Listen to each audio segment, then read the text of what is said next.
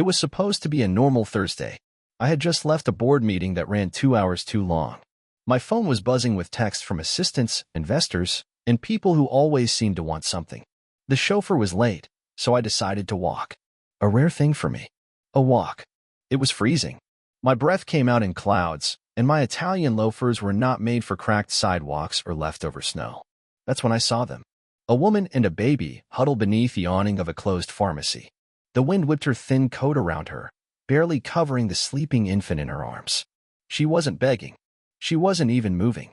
Just sitting, staring ahead with wide, hollow eyes that looked far older than her face. I don't usually stop. Not because I don't care, but because I've seen scams. I've seen setups. A single man with money is always a target. But this didn't feel like that. I slowed. "Ma'am, are you okay?" She didn't answer, just held her baby tighter. Then, almost like a reflex, she whispered, "Please don't take him." I blinked. "What?" She looked up at me. Tear-streaked cheeks. Cracked lips. No makeup. Her whole body trembling, not just from cold, but fear. "I won't hurt you," I said. You look like you need help." She hesitated.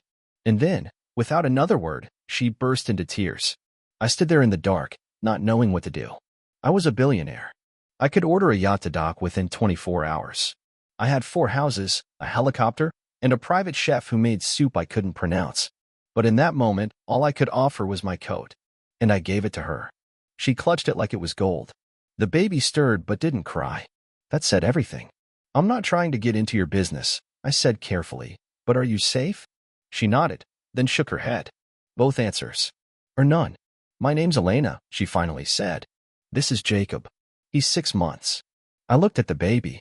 Pale, underweight, dressed in a onesie that was more patch than fabric. I knew enough to see the signs. They'd been out here a while. "Do you have anywhere to go tonight?" She hesitated again. Then, "No." I nodded slowly. A part of me screamed not to get involved.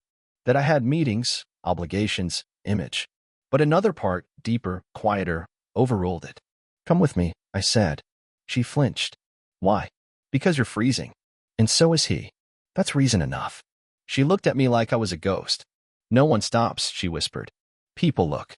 They walk faster. They pretend we don't exist." "I see you," I said.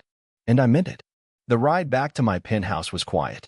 Elena sat across from me in the back of the SUV, her baby curled into her chest, wrapped now in my scarf, and a spare blanket my driver dug out from the trunk. She didn't ask where we were going. Didn't question who I was. She simply nodded when I said, "You'll be safe tonight."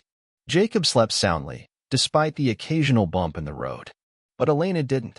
She sat upright, tense, like at any moment this was going to turn into something dark. Her eyes flicked toward every sudden movement, her arms locked protectively around her child. She didn't trust me, and I didn't blame her. By the time we reached my building, the doorman raised an eyebrow. I gave a look that said, "Don't ask." He didn't.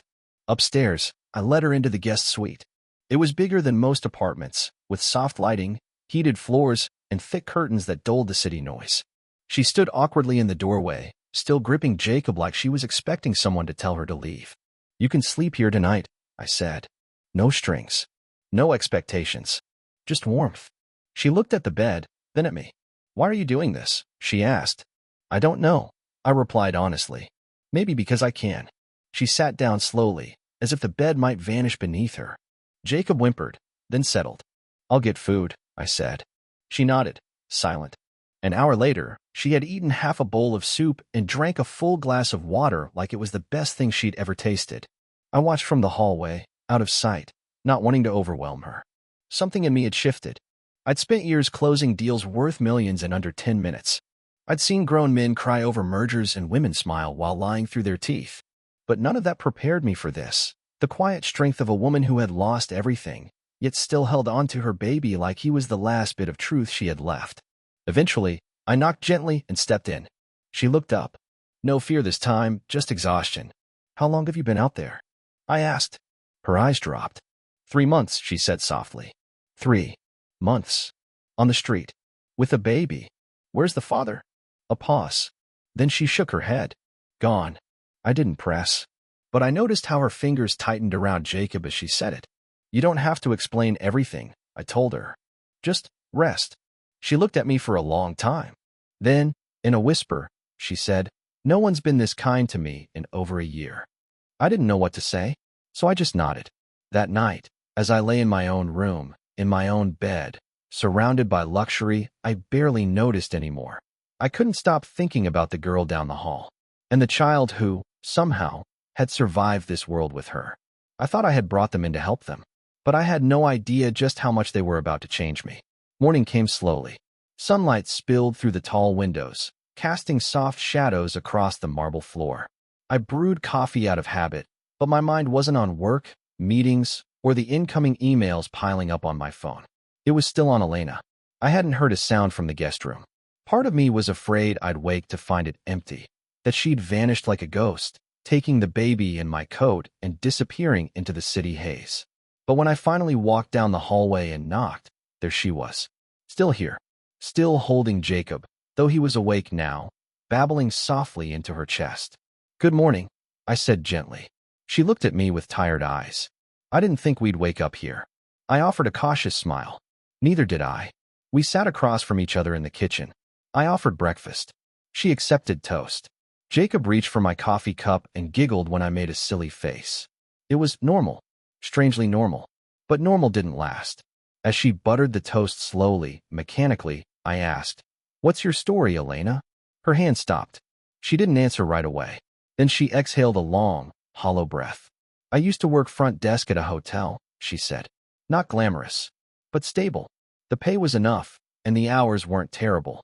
I was saving, dreaming." Her eyes drifted somewhere far away. "Then I met him. Jack. Charming, older. Said all the right things. Bought me flowers. Promised a future. Said I was too good to be stuck behind a desk." I felt something tighten in my chest. She continued, voice lower now. "At first, he was perfect. Said he ran investments. Talked about taking me to Greece. I believed him." Her knuckles whitened around the toast. "But then I got pregnant. And suddenly the future he promised vanished. I waited. He said the baby wasn't his. That I'd done it on purpose to trap him. One night, I came home and he was gone. No note. No forwarding number. Nothing." She looked down. "I lost the apartment 2 weeks later. My boss said I missed too many shifts. And that was it. No savings. No family. No one wanted to help a single mom with a newborn and no address." The silence between us grew heavier with each second. I wanted to say something. Anything. But she wasn't finished. There were shelters. Churches. But they're crowded. Dangerous. And if you stay too long, they report you to child services. She looked at me, finally. I wasn't going to lose Jacob. Not like that. And then it hit me. She hadn't just been surviving. She'd been hiding. Protecting him. From a system that would label her unstable, unfit, unwanted. She swallowed hard. "I know what this looks like. I know you probably think I'm crazy." "No," I said. "I think you're strong." Tears pooled in her eyes, but she blinked them away. "I don't want charity," she said. "If we stay here longer, I want to work. I'll clean, cook, anything. I just need a little time." I leaned back, watching the way she held herself. Like the moment she stopped proving her worth, the world would turn on her again. "You don't owe me anything," I said softly. "But you're welcome to stay. As long as you need." That's when she broke. The tears she'd held back for months finally fell. Not loud. Not messy. Just a quiet collapse of someone who'd been strong for far too long. I didn't reach for her. I didn't say another word. I just sat there, as a strange, unspoken bond formed between us, something heavier than sympathy, something deeper than chance. The days that followed blurred into a strange kind of calm. Elena and Jacob settled into the guest suite like they belonged there. She was careful, always asking permission before touching anything, always cleaning up twice, always folding the blankets as though she expected someone to inspect her work. I didn't ask her to do any of that. She just did it. I found myself canceling meetings, postponing conference calls. Instead of boardrooms and luxury cars, I spent my mornings watching Jacob giggle at cartoons or sipping coffee while Elena read worn children's books aloud, her voice soft but strong. The penthouse had never felt more alive. But beneath the peace, something kept gnawing at me. It wasn't suspicion. It wasn't doubt. It was curiosity and a whisper of fear. Because sometimes, when I'd look at Jacob, I saw something familiar. His eyes, the shape of his face. There were moments, fleeting, but sharp, where I could have sworn I saw a reflection of my own past. So one afternoon, when Elena and Jacob were napping, I made a call. It was supposed to be routine, discreet. A friend from my private security team ran a quick background scan, just to ease my mind. What came back shook me to the core. Jacob's birth records? Non-existent. No hospital records. No official documentation. No proof he had ever been registered. Just one police report from 8 months ago from a hospital near the city's edge. A woman, Elena, had entered the ER in distress, claimed she had given birth without help. But when the hospital pressed for identification or prenatal history, she panicked and fled. I stared at the screen for a long time, my heart thudding like a drum. What if Jacob wasn't hers? What if the man she called Jack hadn't disappeared, but had taken something? Or worse, left something behind that wasn't meant to survive? I didn't want to believe it, but I couldn't ignore it. So that night, after dinner, I sat Elena down. Her face froze when I told her what I'd found. No birth certificate, I said gently. No trace of a hospital record. She didn't speak, just stared at the floor. Elena, I'm not judging. I just need to know the truth. A long silence passed. Then she said the words I never expected. I didn't give birth to him. I felt the air leave my lungs. He's not mine, she whispered. I tried to process. Then, whose is he? Her hands trembled. I was at the hospital. I just lost. I had a miscarriage. No one knew. Not even Jack. I was in the hallway, bleeding, alone. Then I heard a woman screaming in a delivery room. She was young, barely 20, drugged, terrified. She gave birth, and the moment the baby cried, she begged them to take him away. My heart pounded. I stayed with her while the nurses cleaned him. She looked at me and said, "Can you take him?" I can't. I just can't. And then she passed out. Elena's eyes filled with tears. I knew it was insane. I knew I had no right. But I couldn't walk away. Not after what I just lost. I stared at her, stunned. He's not legally mine. But he is mine, she said, her voice cracking. I've raised him. I've fed him. I've sung him to sleep and walked through snow and hunger to keep him warm. I don't care what blood runs in his veins. He's my son. I didn't know what to say. My world, the careful, logical world I had built brick by brick, was unraveling. Because now I had a choice. Do I call the authorities? Report what I know? Or do I trust my heart? Do I believe that motherhood isn't just biology, but sacrifice? I looked at Jacob, now asleep on the couch, his little hands curled into fists, his face peaceful. And I realized something terrifying. I didn't care who his mother was. I cared who he was, and who I was when I was near him. That night, I stood in the doorway of the guest suite, watching Jacob sleep. He breathed softly, his tiny chest rising and falling in perfect rhythm.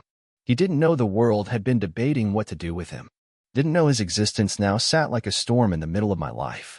Behind me, Elena stood silently. I understand if you want us to leave, she said. Her voice was steady, but her hands betrayed her, trembling, anxious, bracing for exile. I turned to face her. I'm not asking you to leave, I said quietly. Her brows lifted. Then what are you saying? I paused, took a breath. I'm saying stay. Not just for tonight. Not until you find something else. I mean stay. Here. With me. She blinked. Why? I've spent years surrounded by people who pretend to love me for what I have. Money. Power. Access. But none of them ever needed me. Not me. Not the man under the suit. Not the soul behind the title.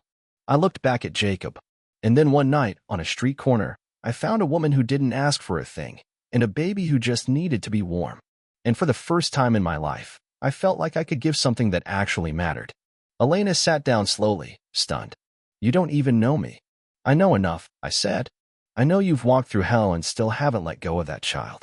I know you've put yourself second in every way, just to keep him alive. And I know.